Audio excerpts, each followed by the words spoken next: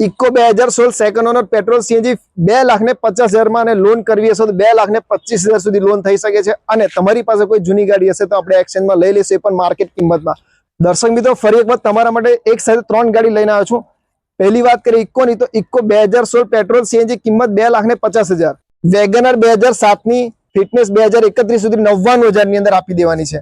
અને ઓમની વાન છે 2013, કિંમતની વાત કરીએ તો 1,25,000 માં આપી દેવાની છે। દર્શક મિત્રો, લાસ્ટમાં જણાવી દઉં, WagonR 2007 first honour petrol CNG fitness 2031 સુધી કરેલી 99,000 માં ગાડી આપી દેવાની છે।